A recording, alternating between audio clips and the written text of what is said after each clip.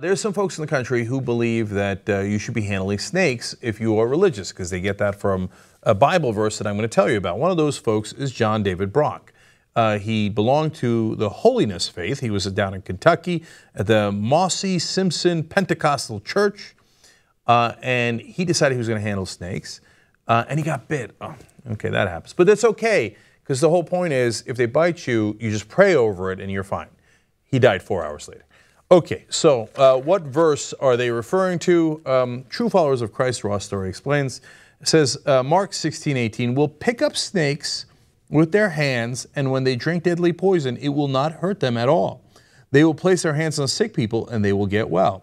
That's why the Pentecostals do all those goofy things with the snakes, and then wind up dying half the time. And they'll put their hands on people. You are healed! Okay. The fact that they remain completely unhealed has never bothered them. All right. More explanation from Raw Story. Holiness followers believe that God will stop the snakes from biting them, and if they do bite, then God will save them from the poisonous effects of the venom. That's an interesting theory. Let's see if that turns out to be correct. Well, there was a report recently about a Cody Coots who's been doing this for a long time, and he's been handling snakes. They explain on NPR that Coots has been bitten 9 times, by venomous snakes. Each time he refused medical attention. Half of his right middle finger is gone as a result of fang from a yellow rattler. In 1995, a woman was bitten in his church and refused to go to the hospital. She died on Coots' couch while church members prayed over her.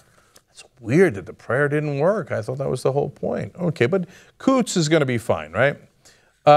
Jamie Coots, known for handling poisonous rattlesnakes and featured on the National Geographic reality series Snake Salvation, was bitten on his right hand and died in his home after refusing medical treatment. Oops. Now, Cody Coots was his son. So I told you about Cody, and then I gave you those 2 quotes about his dad, right?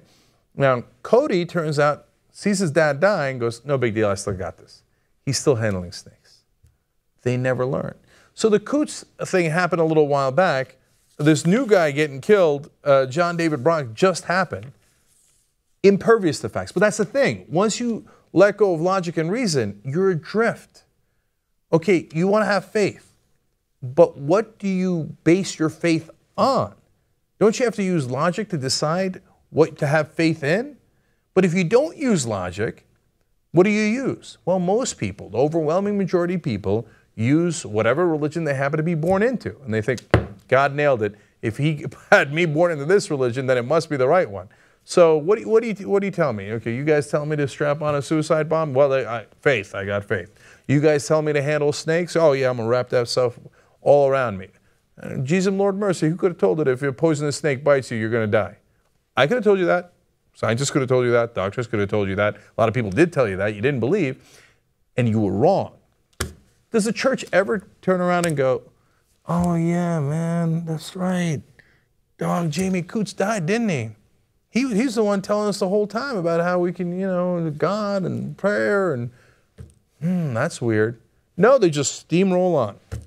Holiness churches are mainly confined to the rural South, as Ross Story explains, in states like Georgia, Arkansas, Mississippi, and Alabama.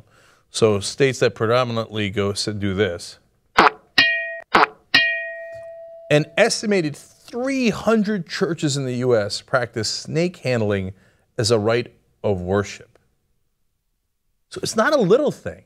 You get people saying, oh, the problem is when people take religion literally. I say that all the time. That's fundamentalist of all these different religions, right? And there's some people in the country who think, no, it's only the Muslims. They're the only ones taking it literally. Christians, Jews are okay because no one ever takes it literally. We know there's madness in the Bible, but that's okay. Nobody listens to that. Except all these folks. Okay, they take it quite literally.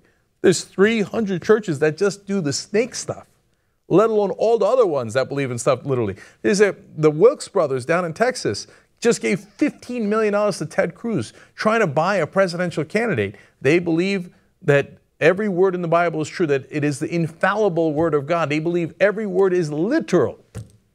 No, it's only one religion. No, not our guys. So ignore our guys. If one of those lunatics gets to control the president of the United States, Then we don't have a couple of guys in Kentucky want to win the Darwin Award and wrap themselves around with snakes. They die. Okay, hey, man, I feel bad for them because, they were misled and they were ignorant and they died, and I feel bad for their families. But what can I do? I can't go save them, right? They are who they are. But if they capture the President of the United States, that's pretty serious business. So now the Wilkes brothers, to my knowledge, are not Pentecostals. They're from the Assembly of Yahweh. So they believe that the word of God is infallible, and you combine Christianity and Judaism, and then you bribe an American politician who might become president, and then what do you do with him? I don't know, and I don't want to find out. The problem is when all these different religions have their nut jobs who believe that what's in these books is literally true. Well, I got Jamie Coos for you saying it ain't literally true. I got the poor woman who died on his couch saying it ain't true. And I got John David Brock saying it ain't true. They thought it all was true until they died.